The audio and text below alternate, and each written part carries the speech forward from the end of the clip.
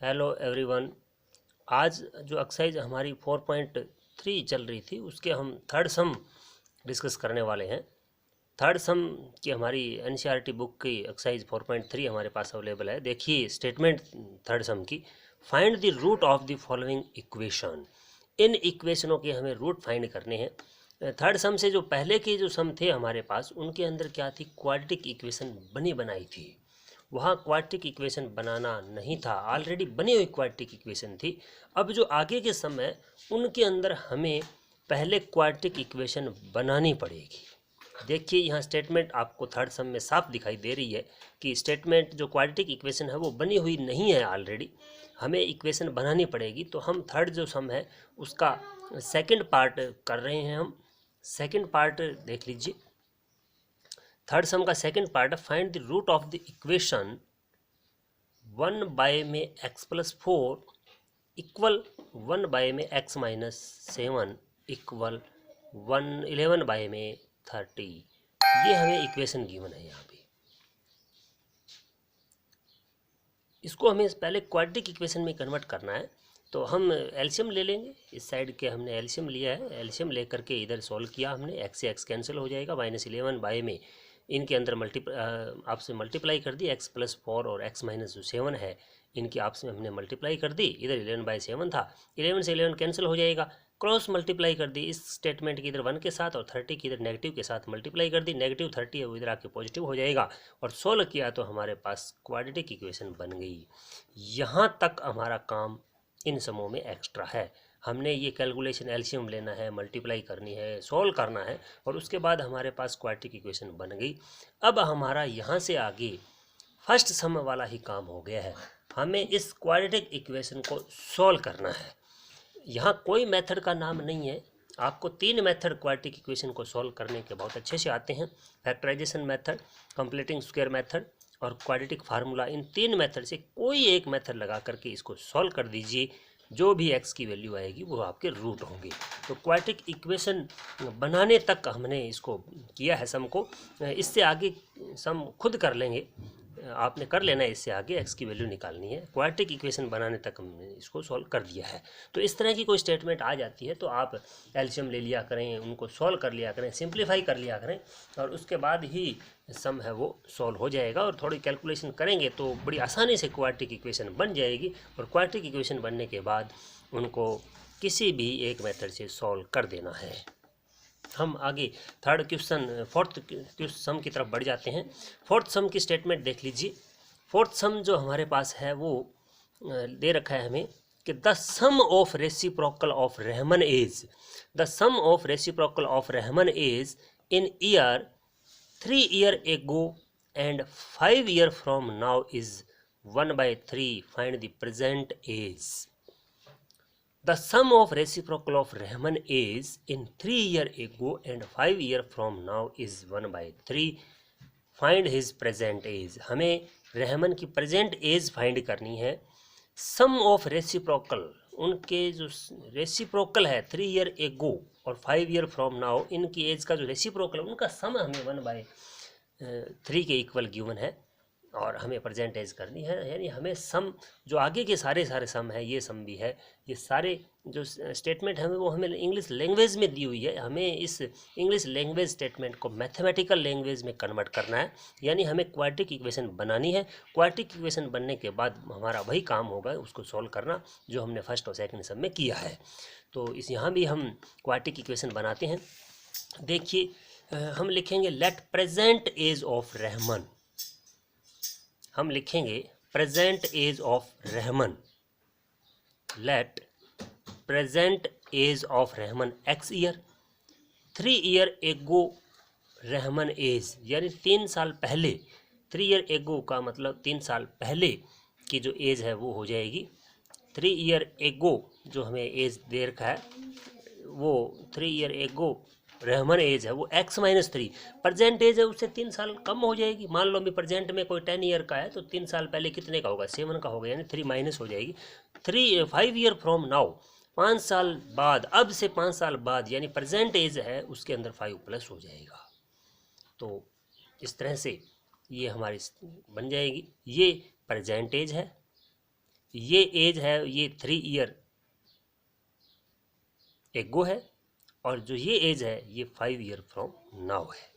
तो अब according to question, हमें अकॉर्डिंग टू क्वेश्चन में कहा है कि रेसिप्रोकल ऑफ इन एज के रेसिप्रोकल का सम दिया हुआ है। ये 3 ईयर एगो, ये फ्रॉम 5 ईयर फ्रॉम नाउ, इनका रेसिप्रोकल करेंगे। ये देखो इनका रेसिप्रोकल करेंगे तो ये 1 बाय में हो जाएगा, और ये भी इसका रेसिप्रोकल करेंगे, इसके बाय में कुछ नहीं मतलब 1 है, इनका रेसिप्रोकल करेंगे तो 1 बाय में हो जाएगा।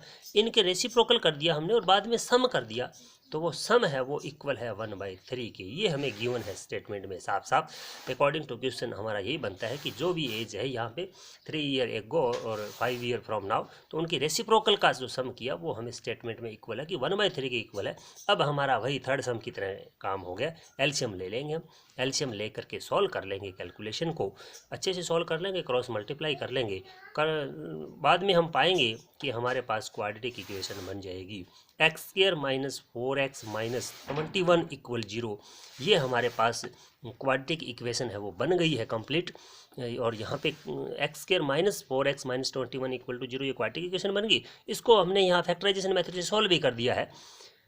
माइनस के 7x और प्लस के 3x है वो फैक्टर बन गए हैं, और ये फैक्टर बना करके हमने इसको सॉल्व भी किया। हमारे पास x की 2 वैल्यू आ गई, एक -3 आ गया और दूसरा x की वैल्यू 7 आ गई। तो यहाँ पे देखिए इस सम के अंदर रहमन एज है x है वो क्या है, रहमन एज है। तो एज है वो कभी भी नेगेटिव में नहीं होगी, इसलिए जो नेगेटिव हमारा आया है वो रिजेक्ट हो जाएगा। यहाँ x की वैल्यू 7 होगी, यानी x क्या मान रखा है, प्रेजेंट एज ऑफ रहमन मान रखा है। तो हंस प्रेजेंट एज ऑफ जो रहमन है वो हमारी 7 ईयर हो जाएगी। 7 ईयर्स है वो प्रेजेंट एज है रहमन की, ये हमारा आंसर होगा। तो इस तरह से समों को करना है। एप्लीकेशन क्वाड्रेटिक इक्वेशन की ये है।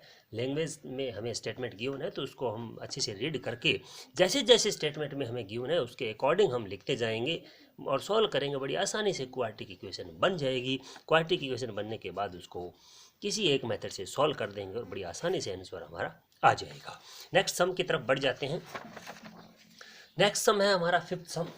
फिफ्थ सम में ये कह रहा है, फिफ्थ सम में कह रहा है कि in a class test the sum of Shefali marks in mathematics and English is 30।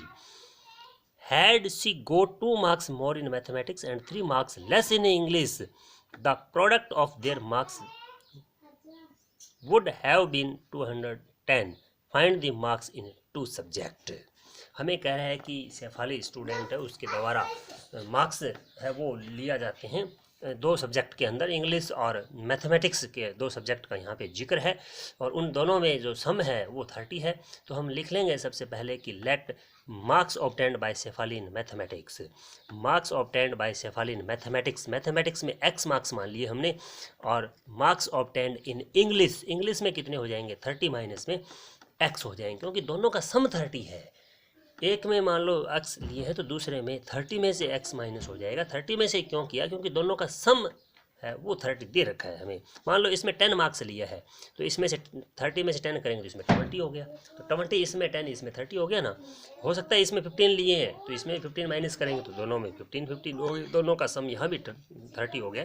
तो 30 माइनस x करेंगे क्योंकि सम 30 दे रखा है। तो ये तो मार्क्स हो गए मैथमेटिक्स के अंदर और ये मार्क्स हो गए इंग्लिश के अंदर। अब आगे जो स्टेटमेंट के अकॉर्डिंग कह रहा है कि 2 मार्क्स मोर इन मैथमेटिक्स। अगर मैथमेटिक्स में ये कह रहा है कि 2 मार्क्स ज़्यादा ले, यानी पहले x थे तो x मार्क्स थे मैथ के अंदर पहले, तो अब 2 मार्क्स ज़्यादा लेंगे तो x + 2 हो जाएगा। और 3 मार्क्स लेस इन इंग्लिश, पहले इंग्लिश में 30 माइनस x थे और 3 लेस करेंगे तो 30 माइनस x है उसमें से 3 माइनस होगा। तो इसको सॉल्व हमने किया तो ये 27 माइनस में x हो गए। ये मार्क्स हो गए इंग्लिश के और ये मार्क्स हो गए मैथमेटिक्स के। तो अब अकॉर्डिंग टू क्वेश्चन कर लेंगे हम। अकॉर्डिंग टू क्वेश्चन कह रहे हैं कि ये जो 2 मार्क्स मोर मैथमेटिक्स और 3 लेस इंग्लिश में लेने के बाद जो मार्क्स हमारे आते हैं, इन दोनों मार्क्स की प्रोडक्ट 210 के बराबर है। अब तो बड़ी आसानी से हो गया है। अब तो इसको अंदर मल्टीप्लिकेशन कर दीजिए और सारा एक साइड कर लीजिए, सोल्व कर दीजिए। क्वाड्रेटिक इक्वेशन बड़ी आसानी से बनने वाली है। x² - 25x + 156 = 0 ये क्वाड्रेटिक इक्वेशन बन गई। तीनों मेथडों में से कोई एक मेथड लगा करके इसको सॉल्व कर दीजिए। जो भी x की वैल्यू आएगी, ध्यान रखें यहाँ पे नेगेटिव पॉजिटिव आ सकती है। अगर नेगेटिव आती है तो वो रिजेक्ट हो जाएगी, क्योंकि मार्क्स हैं यहाँ पे, मार्क्स नेगेटिव में नहीं आते। इसलिए जो पॉजिटिव वैल्यू आएगी हमारी, वो हमारे मैथमेटिक्स में मार्क्स हो जाएंगे, और 30 में से माइनस करेंगे वो इंग्लिश के अंदर हो जाएंगे। अगर दोनों ही वैल्यू पॉजिटिव आ जाती है हमारी, अगर दोनों ही वैल्यू हमारी पॉजिटिव आ जाती है, जैसे तो भी आ सकती है, क्योंकि एक मार्क्स है वो मैथ का हो जाएगा, और 30 में से वो माइनस करेंगे तो वो इंग्लिश के हो जाएंगे। दूसरी पॉजिटिव लेते हैं तो वो भी हो सकती है यहाँ पे, और 30 में से माइनस करेंगे तो वो इंग्लिश की हो जाएगी। तो दोनों का सम 30 बनेगा, ये इस बात का ध्यान रखना है। फैक्टराइजेशन या कोई मेथड से इसको सॉल्व कर लेना है, और बाद में नीचे लिखना है कि marks obtained by Shefali in mathematics में इतने हैं और इंग्लिश में इतने हैं। तो इसको आगे सॉल्व कर लेना है। हमने इक्वेशन तक इसको बना दिया है। जल्दी से नेक्स्ट सम की तरफ बढ़ जाते हैं हम। 6 सम की तरफ बढ़ते हैं। 6 सम हमारा है कि in a diagonal of a rectangle, in a diagonal of a rectangle, the diagonal of a rectangle filled is 60 meter more than the shortest side. If the longer side is 30 meter more than the shortest side, find the side of a field. Rectangular type का कोई field है, उसकी कह रहा है कि जो diagonal है वो शॉर्टेस्ट साइड से 60 ज़्यादा है और लॉन्गर साइड है वो शॉर्टेस्ट से 30 ज़्यादा है। तो इसकी साइडें निकालनी है हमें। बहुत आसान सा सम है, बड़ा इजी सम है। देखिए, हमने रेक्टेंगल का जिक्र किया है तो हम रेक्टेंगल बना लेते हैं। यहाँ पे रेक्टेंगल बनाया, ABCD रेक्टेंगल बन जाएगा हमारे पास, और इसकी शॉर्टेस्ट साइड है वो x मान ली हमने। लेट शॉर्टेस्ट साइड x और लॉन्गर साइड है वो x + 30, क्योंकि स्टेटमेंट में साफ साफ लिखा है कि शॉर्टेस्ट है उससे 3 मोर है, तो x + 30 हो गया, और डायगोनल है वो 60 ज़्यादा है तो x + 60 हो गया, और रेक्टेंगल है उसके ईच एंगल 90 के होते हैं, इसलिए ये एंगल भी 90 का हो जाएगा। और ये ट्रायंगल ABC हमारी बनी है, ये शॉर्टेस्ट साइड हो गया x, ये लॉन्गर साइड है और ये डायगोनल हो गया, तो राइट एंगल ट्रायंगल ABC बन गई है। राइट एंगल ट्रायंगल बन गई according to question, right angle triangle बन गई। तो पाइथागोरस थ्योरम का हमने यहाँ यूज किया है। बेस का square perpendicular square equal hypotenuse के स्क्वायर के बराबर होता है। तीनों की वैल्यू यहाँ से उठा करके यहाँ पुट कर दी, यहाँ आइडेंटिटी को सॉल्व कर दिया और सिंप्लीफाई कर दिया है। बड़ी जल्दी से हमारी क्वाड्रेटिक इक्वेशन बन गई है। x² - 60x - 2700 = 0। फैक्टराइजेशन मेथड से हमने यहाँ सॉल्व भी कर दिया इसको, -90x और प्लस का 30x ये फैक्टर बन गए। सॉल्व किया हमने, x की वैल्यू देखो एक पॉजिटिव आई है और एक नेगेटिव आई है, और यहाँ साइड का जिक्र हो रहा है, इसीलिए साइड कभी भी नेगेटिव नहीं होती। नेगेटिव पार्ट रिजेक्ट करेंगे, x 90 होगा, यानी शॉर्टेस्ट साइड जो हमारी है वो 90 होगी, और लॉन्गर साइड उसमें x की वैल्यू यहाँ पुट कर देंगे, 30 ऐड कर देंगे तो वो हमारी लॉन्गर साइड आ गई। अगर डायगोनल भी पूछ ले तो यहाँ पुट कर देंगे, 60 ऐड कर देंगे तो वो डायगोनल आ जाएगी। इस तरह से हमें ये 6 सम तक कंप्लीट कर लेने हैं। उम्मीद करता हूँ कि समझ में आ गया होगा। सभी ने यहाँ 6 सम तक कंप्लीट करके हमें होमवर्क सेंड कर देना है।